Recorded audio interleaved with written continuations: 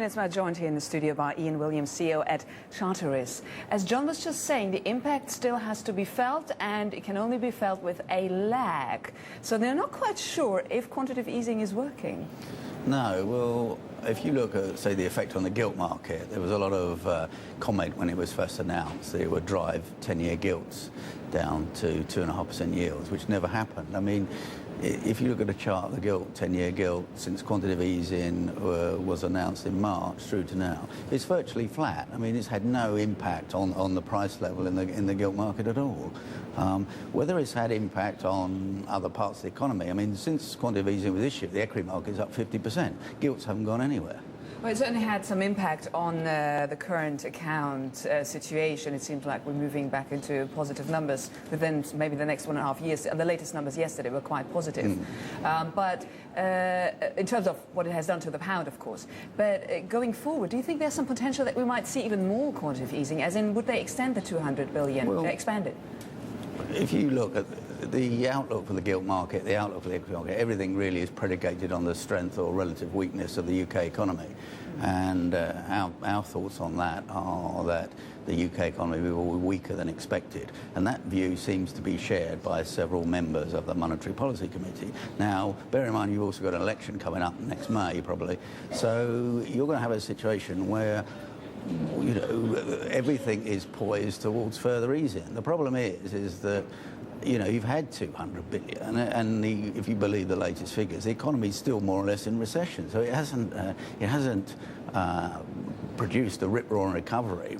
The question mark, which no one really knows the answer to, is whether it stopped a much deeper recession from occurring. Well, the latest GDP figures, or let's say the second revision of the GDP figures for the third quarter, caused a bit of a disappointment. What do you think will happen next? Because there was also been some talk about the remuneration rate being cut, like they've been doing it in Sweden. So what do you think is more likely what happens next?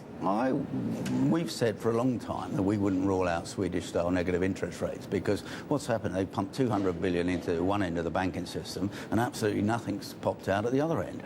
So you could argue, well, what's the point in doing another 25 billion or another 50 billion? Because the real challenge now seems to be, how do you get the banks lending to small and medium-sized companies? It's not such a problem for the big companies because they can tap the corporate bond market. Well, the small, medium-sized, that's a route that's open to small and medium-sized. They need bank finance, and if the banks aren't lending them money, so it could be that having done 200 billion, they now move on. And how do we get this existing 200 billion that's gone into the banking system, how do we get that start to get on lent into the wider economy?